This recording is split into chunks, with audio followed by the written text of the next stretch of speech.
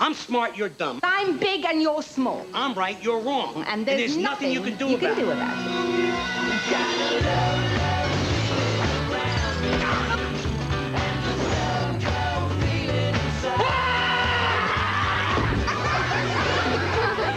Was it magic or coincidence? She didn't know. The network premiere of Matilda, Boxing Day at 2:45 on BBC One. There's something for everyone. Christmas Day on BBC One. At 10 to 6, join the celebrations down the square in the first of 2 episodes of EastEnders. Merry Christmas! Get stuffed. Ow. Unwrap a bumper bundle of Christmas blunders at 6:20 in Auntie's cracking new bloomers. Prepare for the journey of a lifetime at 7.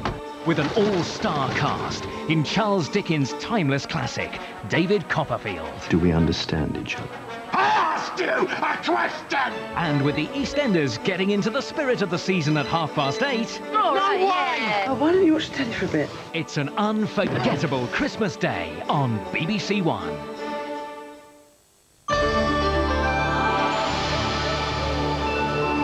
The Christmas Day BBC News now on BBC One with George Alagaya. Hijackers holding an Indian airliner have made a series of demands. A lucky few are freed, but the rest face a second night as hostages. Reassurance for changing times, the Queen says old values still count.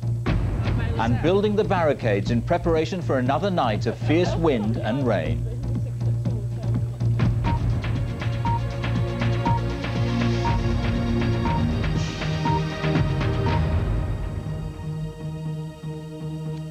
Good evening. The hijackers of an Indian Airlines plane have finally issued a series of demands which include the release of an Islamic religious leader held in India.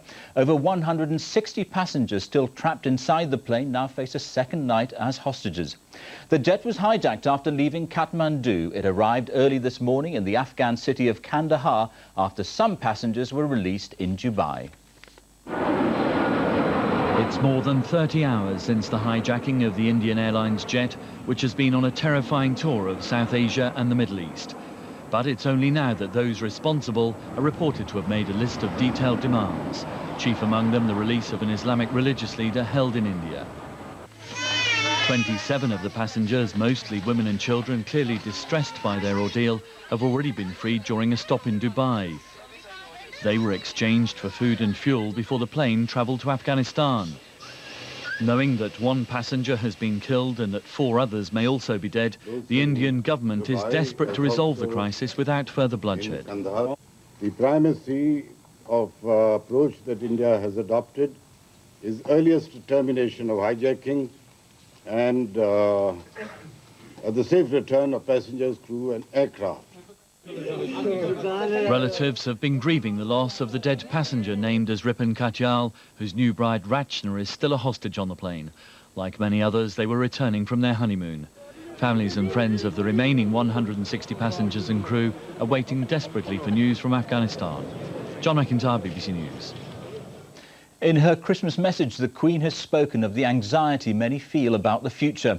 She stressed the importance of tradition and reassured people that the timeless values of Christianity and all the religions would help provide guidance. It's one of the largest family parties at Sandringham in recent years.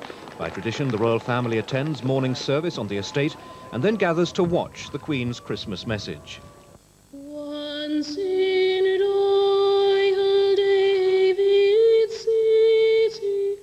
The broadcast once again breaks new ground. Shown now on worldwide TV news channels, it has potentially bigger international audiences than ever before. And in terms of style, it is ever more relaxed. A very happy Christmas to you from St George's Chapel, Windsor. Its principal theme this year is the millennium. This December, we are looking back not just 1 year, but on 100 years and 1,000 years. For the first time, part of the message was recorded in Scotland. The Queen is shown listening to young people in Edinburgh describing their hopes for the future, while she acknowledges the concerns of older people about the scale of change and urges them not to be alarmed by it. She also talks about the changes to the UK's constitutional composition. Devolution in Scotland and Wales, and more recently, the very welcome progress in Northern Ireland, are responses to today's changed circumstances. 4 generations with experiences from early in the 20th to potentially well into the 21st centuries are seen gathering for a private family photograph. And did you remember years ago, Sandra? But underlying the informality is the Queen's millennium message of Christian reassurance that the future isn't just about new technologies and the latest fashions. At the centre of all our lives, today and tomorrow, must be the message of caring for others, the message at the heart of Christianity and all the great religions. This message, love thy neighbour as thyself, may be for Christians 2,000 years old, but it is as relevant today as it ever was. I believe it gives us the guidance and the reassurance we need as we step over the threshold into the 21st century. And I, for one, am looking forward to this new millennium. Thought was given at Buckingham Palace to breaking with tradition this year and broadcasting the Queen's message not on Christmas Day but on New Year's Eve. But in the end it was felt that the most appropriate time for a message with such a strong Christian theme was on Christmas Day itself.